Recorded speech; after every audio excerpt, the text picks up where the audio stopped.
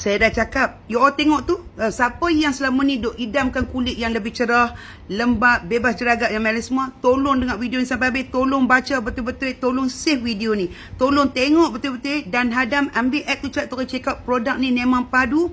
Kalau you all tengok ingredient dia punya pekat ni, level dia kalau duduk kat farmasi harga satu tiup ni pun 90 lebih, kalau masuk salon treatment dia pun main beratus. Pasal apa? Depa kalau yang pakai ni, you all boleh nampak instantly kulit you all meledak punya glowing. Mai saya tunjuk kat muka saya kalau you all tak percaya. Ni saya dah bawa balik kat luar ni, saya tunjuk you all. So, you all tengok nah. Sebelah yang pakai dengan yang tak pakai.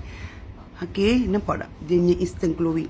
The best thing ialah kebanyakan orang yang ada pori-pori terbuka dan juga ada jeragat dan melasma, kulit mereka kering. Yang mana kadang-kadang kita pergi buat panas, perik rasa.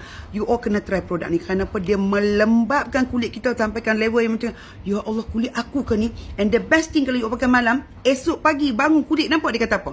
Bukan saya kata tau. Dia duk kata macam tu. Hampa tengok. Orang yang dah pandai dah beli dengan saya punya video.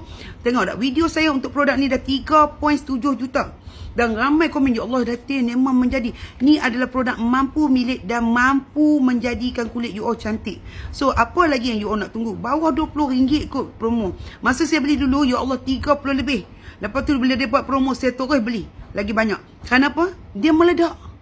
Dia meledak. Saya pakai macam-macam produk. Saya dah pakai produk yang mahal. Tapi kalau you all tanya saya, Datin, tak semua follower Datin kaya. Tak semua yang T20 ada yang B40. Tak semua orang bekerja. Kalau T20 pun ada banyak komitmen. Ada tak produk yang mampu milik dan mampu menjadikan kulit kita cantik. Okey, bukan mampu tengok saja.